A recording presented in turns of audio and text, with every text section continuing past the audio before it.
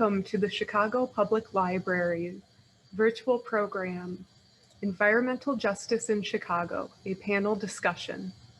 This program is in conjunction with the exhibit From Swamps to Parks, Building Chicago's Public Spaces at Harold Washington Library Center, as well as the exhibit Hazel Johnson, Mother of Environmental Justice at Woodson Regional Library. My name is Chloe. I'm a librarian at Chicago Public Library, and I will be moderating the discussion. For our attendees, please use the Q&A feature on Zoom to ask questions to our speakers, or you can use the chat. We will answer some of those questions at the end if we have time. Tonight, we welcome 3 organizers from across the city. Cheryl Johnson is the Executive Director of People for Community Recovery, founded in 1979 by her mother to address urban environmental pollution in their neighborhood of Altgeld Gardens. Peggy Salazar is a lifelong resident of Chicago's Southeast Side and has been involved in the environmental justice issues in her community her entire adult life. She has been the director of the Southeast Environmental Task Force since 2010. Jacqueline Vasquez is the park organizer at the Little Village Environmental Justice Organization. She was born in New Jersey, but raised in Little Village. Jackie began volunteering for LVEJO and worked her way up, becoming part of the staff in 2018.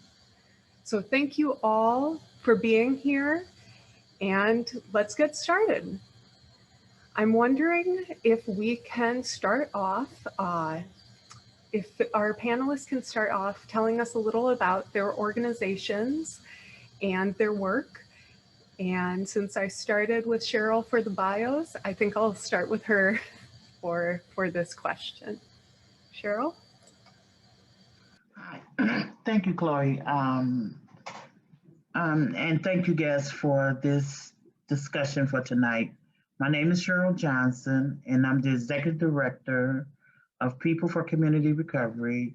Is a community-based environmental justice organization located in public housing, particularly Altgeld Gardens on the far south side of Chicago. Our organization was founded June of 1979 and became incorporated as an organization October 25th, 1982. We started off as an organization addressing industrial pollution in our area, because my mother famously named our community area the Toxic Donut.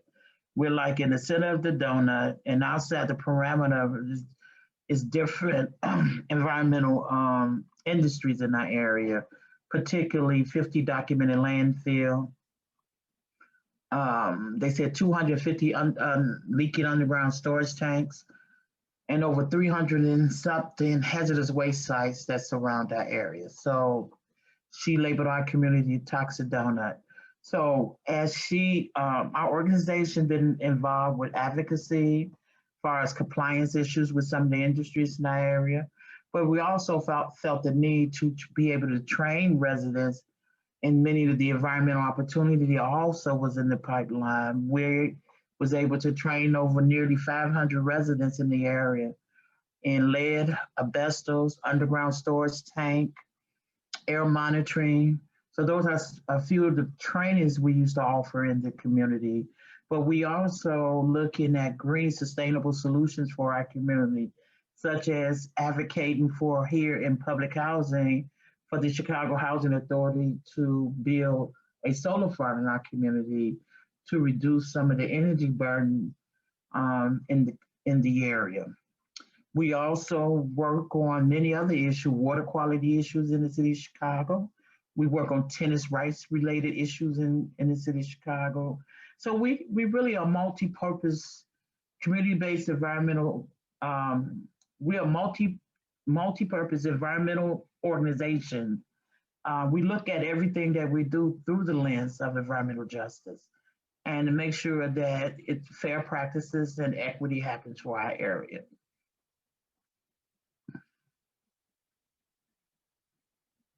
So I can turn it over to Peggy.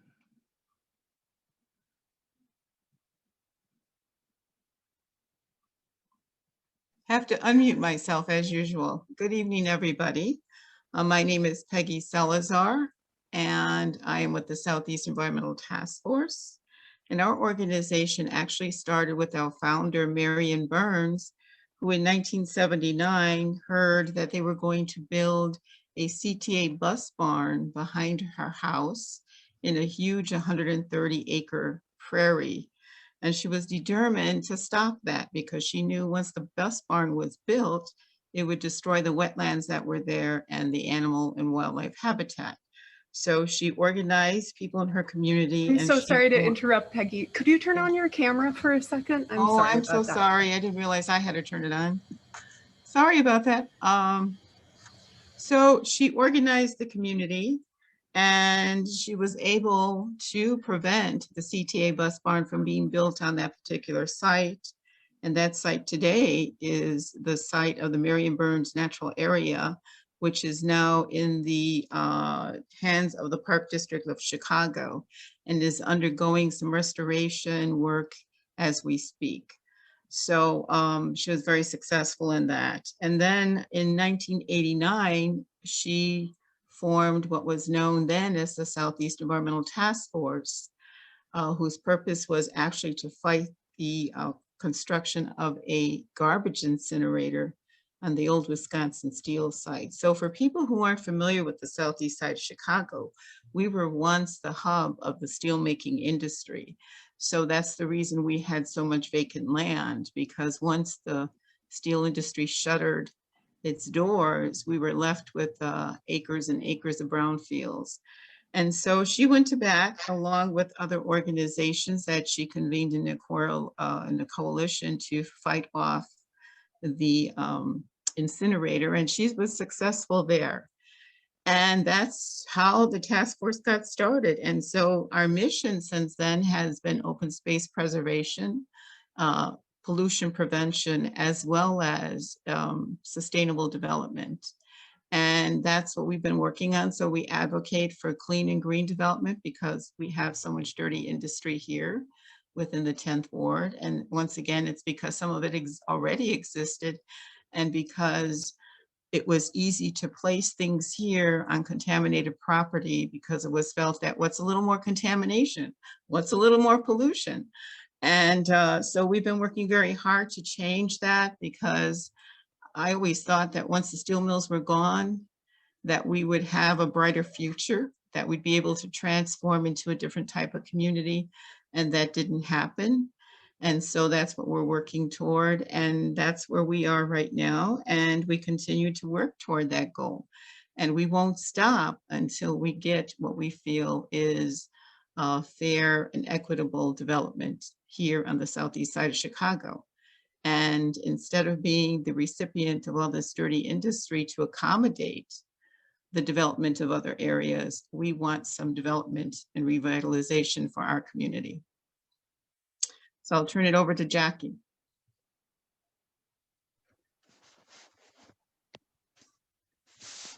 Thank you for that. My name is Jackie. I'm the park organizer for Alvejo. Alvejo has been around for about 25 years.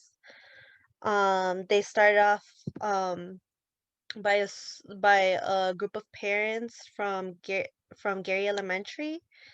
And the way that they started was because the school was going under renovations. They were retiring their roof. And because of this, parents noticed that their kids were like getting sick, they were getting headaches, nausea, they were going through that, and because of tar, um, it was one of the main causes for the students to be affected, and so parents demanded CPS to postpone the retiring of the roof in order to keep the kids safe. And from this, it ended up like the group of parents and along with like other folks, they gathered together in little village to ask around. They created surveys, maps to identify some of the areas where they wanted to focus on, and so they identified the Crawford Coal Power Plant, the Celotech site, and the 31st Street CTA bus line as important environmental justice struggles. Like for us, like that was really important as we believe that us as a community, we have the solutions to solve our own problems. And with that, we were like lucky enough to um, shut down the Crawford Coal Power Plant. We were able to remediate the Celotech site. We were able to get the 31st Street bus back in place. But still, like the struggle continues.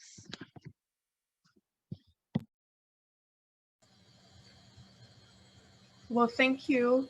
Thank you so much. And Peggy and Cheryl, you can turn your cameras on. I'm sorry if that was confusing, my fault. So our next question, I know this was mentioned a little bit previously, but if you could please speak on what is exactly environmental justice work in general or to you? And Peggy, why don't you start with this one?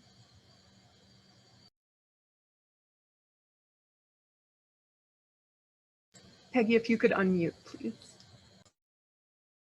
I'll never get used to this. I could give you the short definition, which is that environmental justice focuses on the fair distribution of environmental benefits and burdens. So what that translates into, no community should have only negative environmental impacts because of where they are sited or where they live or what their income is. Again, this is the situation in our community. We feel like all of the dirty industry has been concentrated here. And so we're looking for a more fair approach to how these things are done in the city of Chicago. And it's all because of the land use and the policies that are in place. And so once again, we were a community of contaminated acres, and they just felt like it was an easy thing to do to continue putting an industry here that was dirty, because to clean up and restore the land would be so expensive that they were looking for easy solutions. And they really felt like we were a community that was pretty much voiceless. And for many years we were. And I think it's taken this long for us to wake up and say, wait a minute, you know, what is going on here? And we no longer want to be victims. We don't want to be marginalized, and we don't want to be sacrificed for the benefit of others. And so this is where we are.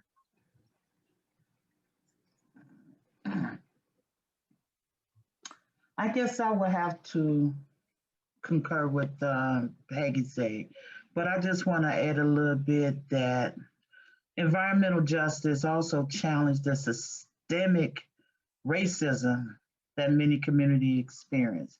So it's about regulations and enforcement that has played a big part in the city failure to respond to communities, the community voice when they have incidents in their own community. The response time, like in my community, I can go back as far as 1974 when we had our first explosion out here. We was the last to be notified. We was the last to be evacuated. And then in 1979, in 1986, we had another spill in our neighborhood. Again, we was last to be notified, last to be evacuated. So it's the practices that the government plays on people of low socioeconomics. And the fact that the city of Chicago knew when it first built Allgale Garden, it was built on a sludge landfill from the operation from the George M. Pullman making the railroad cars back in the 1800s.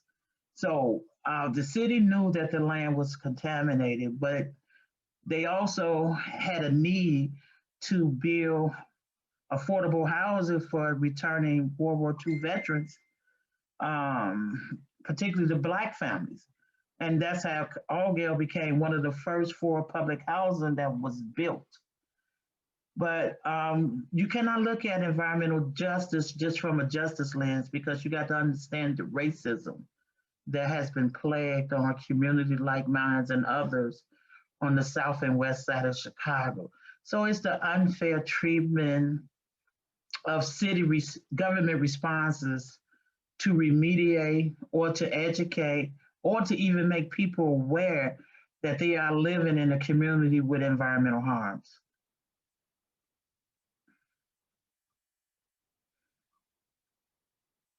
Jackie, you want to go next? Yeah, thank you. Like a lot like with Peggy and Cheryl, like I believe in all that myself, and um I guide myself through the principles of environmental justice, just like Cheryl touched on. Um I I just like that the principles address that there was colonization and oppression, and that's the reason for why many of our communities have been polluted and like harmed. Um, and like for me, environmental justice just touches on every aspect. You can't just talk about EJ and not talk about racism. You can't talk about EJ and not talk about the like social economics. Like it just touches base on everything. And I'm like no expert on all these topics either, but like I'm like growing within everything. Like I'm learning from a lot of folks. I'm learning about how like environmental justice and like also like working with anti-Black racism in my community, how that works all together for us to create like a safe space, um providing resources for all folks, even fighting some of the social stigmas that there may be, like when it comes to like gangs or when it comes to drug use, and just thinking about how history has played a role on that and how we could continue supporting our communities, um supporting it and to becoming a healthy place, sustainable place for all of us. Thank you. Our next question, well, we are here to celebrate an exhibit that we have going on at Chicago Public Library about the history of the parks. So I would love to know, how have the parks intersected with your environmental justice work? And Jackie, I'm actually going to turn it right back over to you because this is your expertise. Thank you for that. So I'll just like kind of give a brief of like Little Village. So we are a large low-income immigrant community. Um, and before we had La Villita Park, we only had Petrosky Park, and it was only accessible to a third of the community. Uh, like going back to how I mentioned the 31st Street bus, it was important for us to like bring that back because there was like gang boundaries and because of the lack of public transit. Um, the the folks who were on the east side of Little Village, um, they weren't able to access La Villita Park in a safe manner. Um, And so initially the neighborhood wanted a park between like 31st Street and Central Park and Millard, but Ricardo Munoz sold the land to plastics recycling factory, MRC Polymers. Um and so after that we were looking at other super fun sites.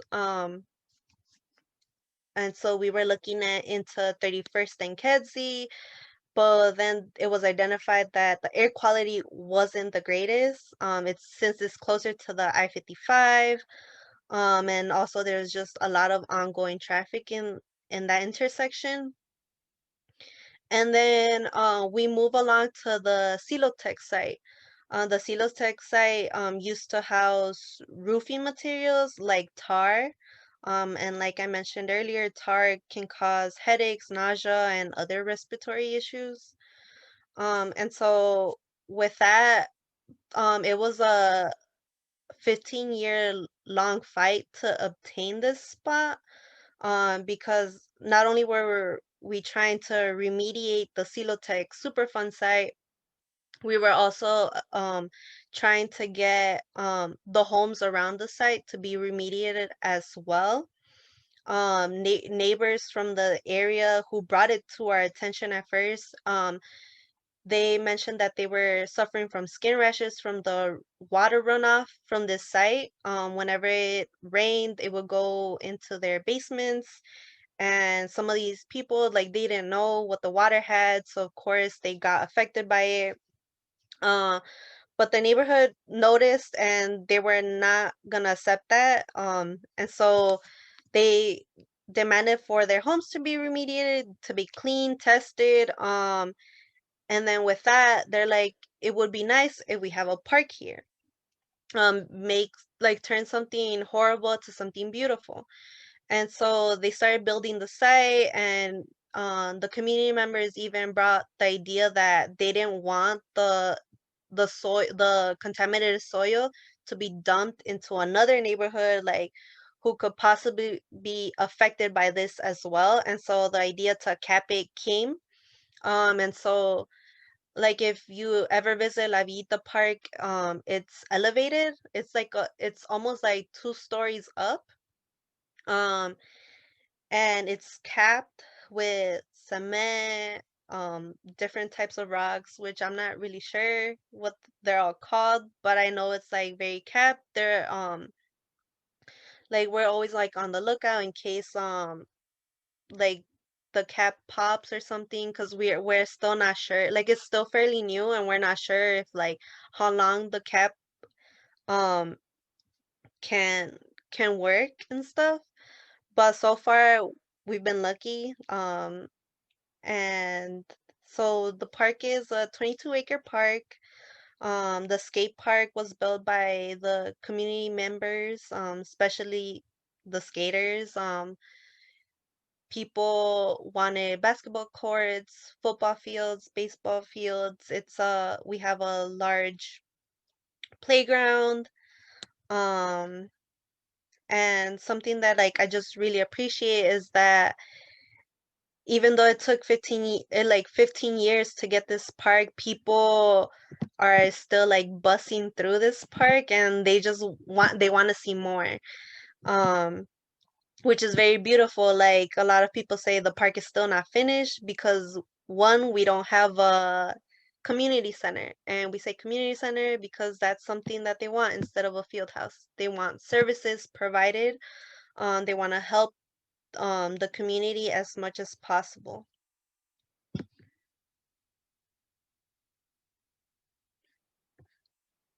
And that's all I'm sharing for now.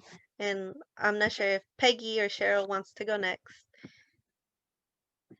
Go next, because this is one of the areas that we are actually very fortunate, I have to say, because we were a heavy industrial area, and the types of industries that were here took up acres and acres of space. So while it was a detriment to the community and polluting industry was here, there was a silver lining in that we had a lot of vacant land.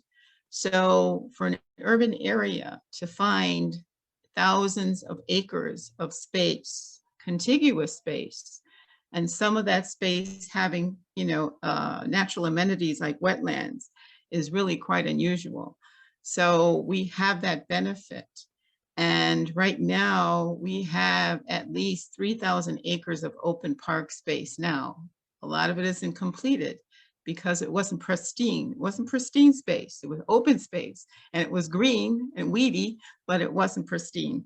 And so the Park District of Chicago is in the process now of actually restoring and remediating. And it's an interesting thing because some of the contamination could not be removed. So like Jackie was saying, they have to cap it in place. And what the park was doing in some cases is not so much restoring as rebuilding nature, which is an interesting concept. So it's kind of like capping and then putting nature on top as best that you can. And I think the important lesson for everybody who's on this call to learn is that we cannot continue to contaminate the planet, because you'll never, ever remediate it back to the way it was. And it's extremely costly and time consuming to do so. So we have been working on these parks since 2000. Okay, it takes time to gather funds. It takes time to do the work. They're still testing some approaches as we speak. They're using like phytoremediation. They're using cap in place. They're using, you know, dig it out and haul it away. They're using all kinds of different approaches. But our main concern at this point in time is that even if they, you know, offer these beautiful parks, and they are open. So I encourage anybody to come to the southeast side of Chicago and visit one of our marshes. We have Indian Ridge Marsh, Hegwish Marsh, we have Big Marsh. We have the only state forest preserve. We also have a county forest preserve. So there's Eggers and Williams. These are places you have to come see. But once again, our biggest complaint is that we also know we have some of the most contaminated air. We also know we have some of the stinkiest odors. We also know we have some of the most unsightly piles of things.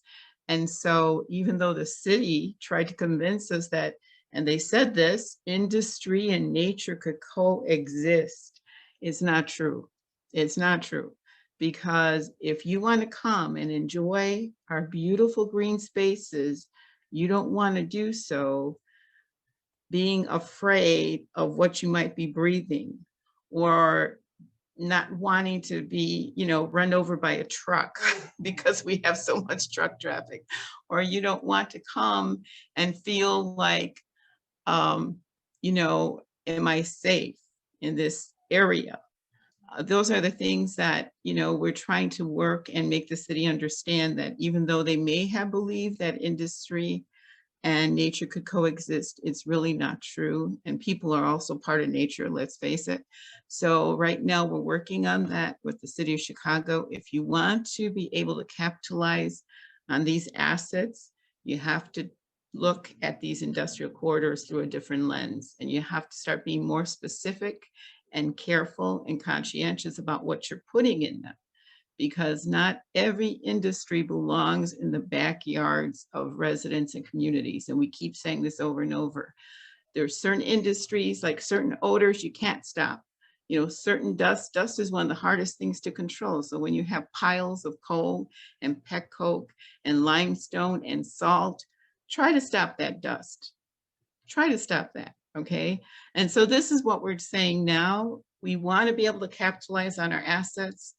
We want to make sure that people can come and enjoy our communities. We want our communities to do so. It can't be done with the situation as it exists now. We cannot be successful. Okay. And so this is where we're, again, working very hard to kind of get the city to change their attitude toward our communities and toward these natural spaces that they're investing so much money in. I will pass this on to Cheryl.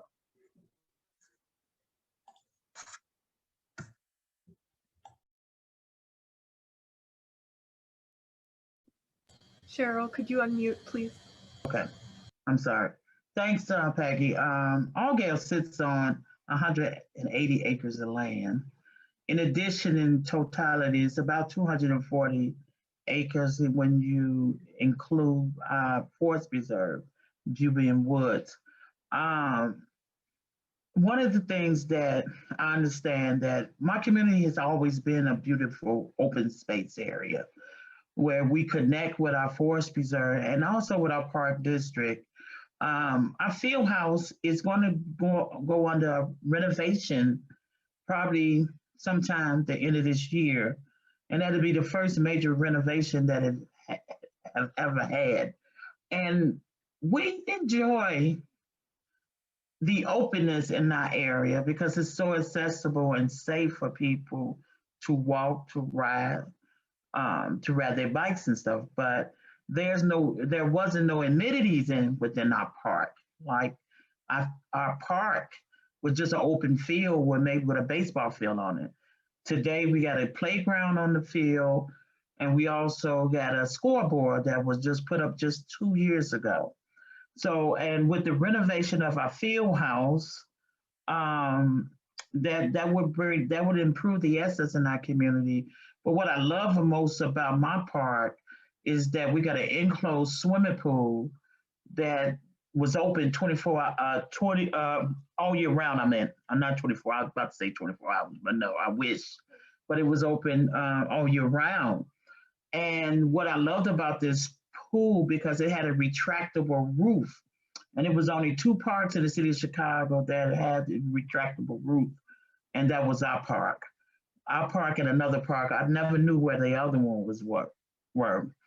But as you look at this swimming pool area within our park district, and it's unfortunately that's not going to be part of the renovation, because to my understanding, that in Allgale, our park, our field house is also shared with the Chicago Housing Authority. So it's always been conflict about who's responsible for what and what. So they finally came up with a decision to say within the park area, within the swimming pool area, that the ownership is Park District. So Park District still has the same cabinets, toilet when I was in there, when I was a little girl. I'm a swimmer. I learned how to swim in that swimming pool in my neighborhood. I became a junior lifeguard probably about like at 11, 12, 13 years old. And and it's unfortunate right now today, they have not allocated any money to fix up the locker room and the showers, the toilets. And it's still the same antiquated material that was in there when I was a kid. The floor is deplorable. I don't see how people allow their kids to go in there. But again, the park district is not allocating any fund to renovate our lockers. And if they ever have spent money, I want to know where it went. So our organization, PCR, we serve on the Allgale Temporary Advisory Committee. So we try to monitor and be engaged with development that's happening in our community. We just got a $20 million built public library in our community, but due to the pandemic, it's not being accessible right now to use it in its full capacity. And what I love about my area, because we have so much open space in our area, there's a lot of plan. The Forest Preserve, Buben Wood, had got renovation plans to put picnic tables that never been out there before, to fix up the where you go dock your boat at. They already repaired that. We used to have 4, they took it down to 3, but it's beautiful. They paved the streets. So I see the great potentials, and even with the opportunity that the Chicago Transit Authority is going to extend the red line to 130. It opened up a great potential for revitalization in our area. So it's a great community. What I love about my community, we have a lot of wetlands in our area also, Peggy. But a lot of times we don't speak about the different species of birds that we have on the southeast side of Chicago. We probably have over 300 different species of birds in our area. Some people get excited when they see a bald eagle or something flying around our neighborhood. We used to it because we see it all the time. So the great access, the Little Calumet River may be one of the worst polluted rivers in this area, but it's highly utilized by people. People fish, people just use recreation or just go out there for serenity. It's a great isolated area that has been disinvested in and never, once built, I don't think they did any investment in my area. you know, but because there's good people in the community that want to see this community stay here, we're hoping that these different projects that will revitalize our community, and I look forward to seeing our park totally renovated, including the swimming pool area. Yeah, Chloe, I'd like to add to what Cheryl said about the wildlife. I definitely encourage people, if you're listening, to come to the southeast side of Chicago. You will see deer. Many times we see deer, you know, across from our shopping mall. We see deer walking down the street now. We didn't see that 20 years ago, but I have a feeling it's because they are improving the green space here, and they're making it more supportive to wildlife, that we're seeing this abundance of deer. We see eagles, like Cheryl says, we see eagles, we see hawks, we see red-winged blackbirds, we see all kinds of white egrets. Now I know that people in the city of Chicago do not see white egrets sitting on their porch or their chimney or their roof or anything, but you will see them here. So again, I encourage people to come here. This is the kind of stuff we are in support of. We are trying to be very considerate of our wildlife. We want to offer them space. We want to offer them quality space. Space that's good for them is going to be good for us. And so this is what we're working and striving toward. The Park District, like I said, is doing, I believe, the best they can for the restoration, but they do fall short in our regular city parks on the southeast side also. Like Cheryl says, they don't invest in the equipment as often or as much. Right now, Calumet Park, which sits on Lake Michigan, is in an atrocious state along the lake shoreline. The pathways have been broken up by the action of the lake.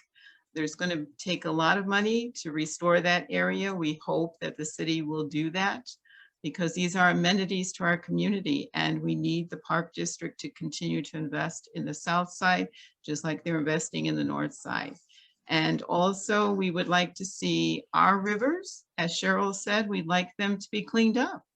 You know, we want them to be healthy for everybody. We want them to be publicly accessible. Right now, our river, especially the little Calumet River, is being used as a working river.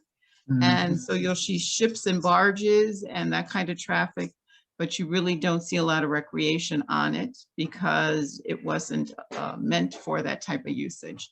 And so we're trying to change all that around. These are our assets. The southeast side lost tons of jobs when manufacturing and the steel industry shuttered. We need to gain some of those assets we have. We need to capitalize on them. And this is what we have. We have rivers and lakes and open space that no one else in the city of Chicago has. And this is where we have to put our money for development so that we can provide a better quality of life for our residents. And we want to offer the residents of Chicago, the citizens of Chicago, a place to come visit that's unique and natural and very different from anywhere else in the city. Thank you so much. And as a bird watcher, I can attest to the white egrets. It's a beautiful, beautiful place to bird watch. My final question before we get to patrons' questions is, how can residents take action to make sure their own neighborhood and their families are safe? And anyone who wants to answer this can. One of the most important things people need to understand is that we can't move in community based on aesthetics anymore. You know, this is a beautiful house, beautiful yard, I want to live there. Now you have to really do your investigation and what was the prior land use? What was what type of industry is in my community? What type of stores is in my community? There's a lot of cleaners in my store? Because a lot of people don't understand cleaners contributes to some of the environmental quality because of the percolating chemicals that they use there. So one of the things that people need to do a general assessment of your community, you know, because environmental issues, it touches everything. It touches the quality of your house. It touched the quality of the businesses in your community. It just is it just intersect with so many everyday life situations that we deal with, even with transportation. Like the south side and the west side have so many desert areas.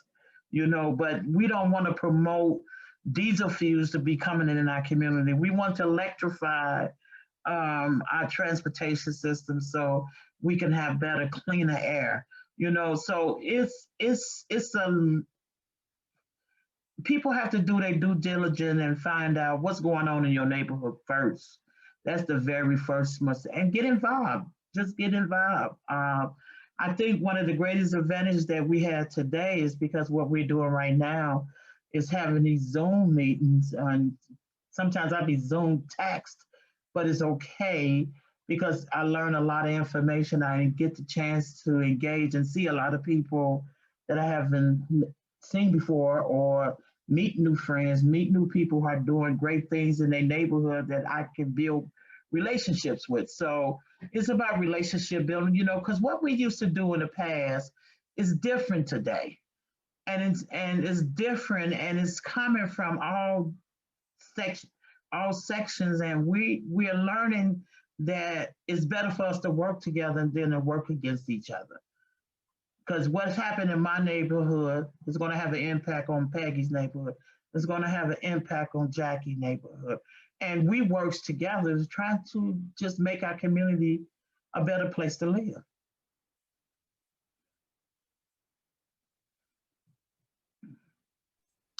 I want to add to what Cheryl said. I want to say that I would encourage people to be actively engaged civically. First of all, all of us should somehow be involved in their community. I don't care if you're volunteering for Little League or whatever, you need to be engaged. We all have that responsibility to take on some sort of involvement in our communities to make them a better and healthier place. I always tell young people, I say, if there's a community meeting, go. Even if you don't utter a word, because guess what? They're looking to see how many bodies are there. They're looking to see who's paying attention. They're looking to see if they have to be, accountable. So show up to your community meetings, get involved. Also, in terms of the environment, the Southeast Environmental Task Force is working on a phone app to make it easier for our residents to report environmental violations. So we're working on that because the normal route was to call 311, and people would call 311 and be on hold for 15 minutes before they could even talk to an operator. So our phone app is going to make it possible, hopefully, for people to be able to report what they see right when they see it. Everybody uses a cell phone, right?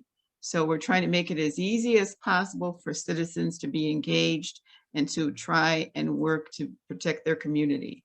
So those are some of the ideas that we try to encourage people to consider when we talk about safety, improvements, quality of life. Be involved, get engaged with what's going on.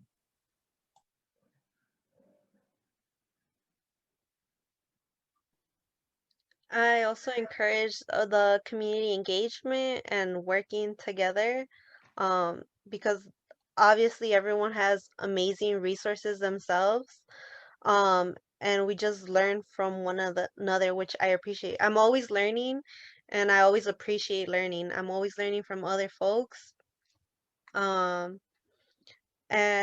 like what I always appreciate is even certain styles of like teaching. I love people who share their stories. That's like the one way that I have learned a lot. I remember it easier in that way. Um, but I just think about how sometimes, like, I know it could get scary sometimes when you think about the environment, like all these things happening, but also there's like a lot of beauty to that. Like I'm just so grateful that many of these community-based organizations, they're basically family, and they'll take you in and they'll answer your questions in a truthful manner. Because many of us are thinking about like our families, and I think about community members as part of my family to an extent, right? Because I just want everyone to be healthy. I want everyone to get the best out of their neighborhoods. And also just reminding myself how I would want my mom to have all the information for her available. Um, just as like I would want someone else to have this like information. Thank you. So we do have some time for a few questions.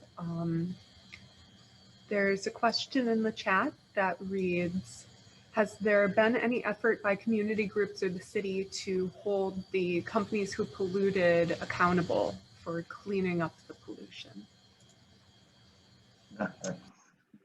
I can answer that one, Chloe. It's very difficult for communities to hold companies accountable. It's very hard for communities to have that kind of power. It's really up to the agencies that are in place to protect us. And unfortunately, some of the regulations that exist are very lenient. We have many, like I said, acres of brownfields where companies either get up and just walk away, and they get away with doing so, or they claim bankruptcy. I mean, companies and corporations have ways around things. We don't have the legal power to go after them that it would take.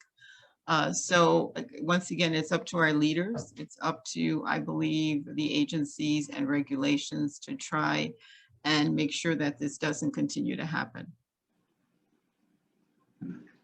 Well, based on my experience with being with PCR for 36 years, I've seen how public pressure can force a company to close also.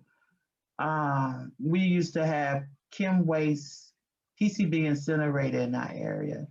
And it was the ability of all the neighborhoods from 95th Street all the way back to all Gilgard unified and create a coalition called Citizens United to Claim the Environment.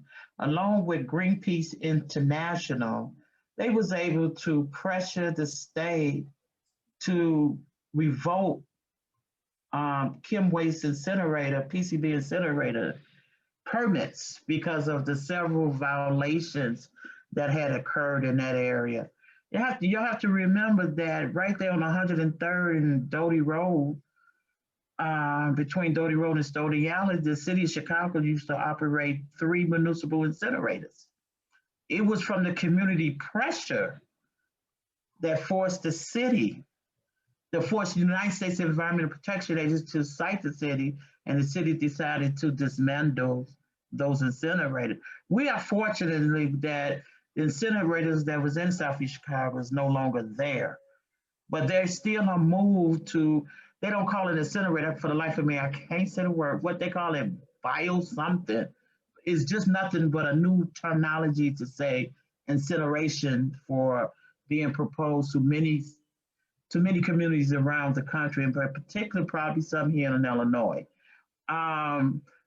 So what, in the experience that we're having today, is really challenging for organizations, for community residents to get an industry closed than what it was in the past. Take for an example, General Ryan, Peggy. They had several violations before they even closed, and they still gave them 2 of the 3 permits that they allowed to, so they can fully operate. Then this was just this past September that they had an explosion there. We had in Little Village the explosion that happened at the Hillco site, right? So these things, it just seemed like the government is not being accountable, and they don't have the language in the permitting processes that is inclusive of violations can somehow deem you to be non-compliance, to take away their certifications, so it's almost like it's politics, and we should never have to pay politics with our quality of of life, of living. Because I tell people all the time, one of the things I'm very clear about, and I'm sure everybody that's here on this Zoom meeting, pollution don't go to heaven, y'all. Whatever goes up must come down. So all the emission, all the disposal, everything we're doing is coming back to haunt us. Look what we experiencing with the climate change today. I mean, it snowed in Houston, Texas. Snowed. Now, if that's not a climatic change, then I don't know what it is, but it is affecting our quality of life. Things are shifting, and it's all based on our own personal consumerism and politics, and that has to change. I think though, Cheryl, the question was, how do we make them accountable for cleaning up? Companies for That's cleaning what I'm up. saying. It's difficult today than It's what it was difficult in to the do. past. Mhm. It's different. It's more different. It was easily done when you dismantle, because the city eventually had to clean it up, but they cleaned it up to a standard where they made it upon when you go pick up your car, where they pound your car at. Mhm. But yeah, so what I was just saying from a historical perspective, we accomplished, but today cleanup and stuff is not just to happen at the rate that it should be happening. I mean, to even clarify more, we have 2 Superfund sites currently on the southeast side in the 10th ward where I live. One site has been in the process of remediation for 12 years. 12 years. They've been trying to clean up the site because it was so hard trying to track down who was responsible. Did they have the funds to do the cleanup? I mean, it's a long legal fight, and it's sad to say, and that Superfund site still is not cleaned up to this day. The cluster sites, Cheryl, you're familiar with that? It's declared as a state Superfund site because Chicago is ineligible for Superfund assistance from the federal level, which Right. got millions and millions of dollars in its coffers to do renovation in that neighborhood. But because one of the criteria is that a source of drinking water must become contaminated and our water's been filtered. But I just hope that there be some reauthorization with the Superfund to have other, qualifying elements. Qualifying elements to be able to qualify for Superfund funding from a federal standard, because they got millions and millions of dollars in that, and it's not been heavily utilized because Chicago, Right. one of the reasons. So it's just a very difficult thing to do. It really is. The state don't have no money to be able to clean it up. So that's what they said. Right. But it's just very hard to hold industries accountable for whatever reason. It just seems like it is. Thank you. I think we have time for one more question. A patron in the chat says, do you have a vision of what environmental justice would look like in your communities and throughout Chicago? Well, I could start to answer that question. As a task force, we came up with our own environmental justice development principles. We also came up with a set of development guidelines. We gave them to our leadership. The leadership passed them on to the city of Chicago, and nothing ever came of it. And so what we do know is environmental justice does not look like what's going on currently. If you take a company that isn't wanted on the north side, that's a polluter, that the residents complain about, and you decide to move it to the south side, that's not environmental justice. So what would it look like in the city of Chicago? I think community would have more of a voice of what type of development comes in and is acceptable. I mean, that's the first and foremost thing. Right now, the city of Chicago is making decisions about permits. And even though we submit comments, we feel like they're looked at and then they're just kind of put aside because they've already decided yay or nay. And we have community meetings where we make it very clear that we don't want a certain industry to come in, and then guess what? They come in anyway. So environmental justice to me looks like the actual residents and community members would have more of a voice and have more of a decision-making power than they do now about any type of development, or I would say, yeah, commercial, residential, whatever. It has to be the city allowing the community to have a say so and be able to approve or disapprove of something, and not so much just the city leaders making decisions for us. And I again, I agree with everything Peggy is saying, but also as a person who grew up in this movement to achieve environmental justice, equal environmental protection for everybody, I can say that I see the growth in this movement, because at one point there was no movement. It was a bunch of criticizing, a bunch of name calling, a bunch of, for lack of a better word, just say a bunch of haters who, regardless, in our government, our elected officials, our policy regulators, they didn't care about how our community has been impacted. I mean, today, a lot of people still trying to understand what is environmental justice.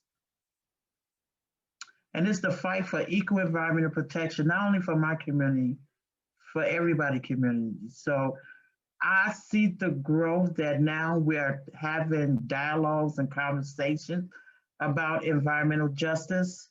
And now we have to take the steps to achieve environmental justice. And that's what Peggy was saying right there, is that we have to have environmental justice policies that are in every regulatory regulations authorities there are, when it comes to housing, when it comes to land use practice, when it comes to siting the industry.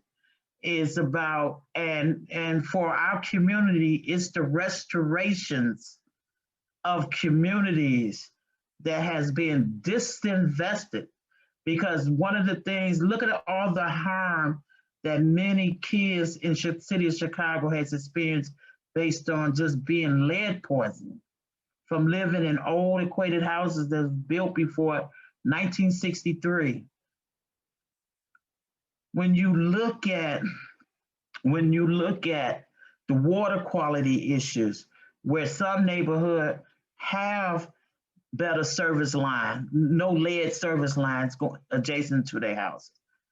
But on the other hand, the city of Chicago may be saying, well, we're going to put a lottery together and we may just do 1,000 homes, at no charge. But because you disinvest in these communities, where we didn't have an economic arm in our community, and then we have to be in a lottery, so, but I'm just saying that I see the growth. Now we just got to get to the implementation of these conversations and these things that we see. One of the things that I understand is that in my community, like take for an example, we had PCBs, it's polychlorinated biphenyl, that was deliberately dumped in our community by the Chicago Housing Authority managers. It took us 30 years to clean that up. And it's still, to me, I don't know what the definition is. We don't have a definition as to how clean is clean when it comes to environmental hazards that's been dumped in your neighborhood, for one. But they knew all along that this contaminant was in our community, but never disclosed that stuff to us. We eventually found out about it, and we took action to get the CHA to clean it up. When you talk about lead poisoning issues, a lot of people not having this conversation about the community of Robert Taylor's is because they knew that 48% of those kids in raw potato was lead poison. So they did the transformation plan to demolish those, and those kids went everywhere. And then you see the behavioral problems that you see today, because the kids was drinking lead. I mean, their water was contaminated in their school. They kids, some schools, some kids can't even drink the water because it got lead hazards in it, environmental lead hazards in it. We're doing this to a society of people, and that must change. And that's why it's still going to be called environmental racism, because of the response of our government is different based on class and race. Thank you so much. Thank you for the call to action there. Unfortunately, we are out of time right now. So I just wanted to take a moment to thank our panelists for their time and expertise. And I also want to thank my coworkers for their help behind the scenes. For more information about Chicago Public Library's virtual programs or our current exhibits, please visit chipublib.org. And thank you, Jackie, Peggy, and Cheryl, so much for joining us this evening. Chloe, Okay, can I thank you, just Chloe. say, to anyone that didn't get their questions answered, they can go through Facebook, Southeast Environmental Task Force Facebook page, and I will definitely make every effort to answer any questions that we didn't get to tonight. Okay? That's so Thank you. nice. Thank you, Peggy. Thank you, everyone, for attending, and have a wonderful evening. Bye-bye.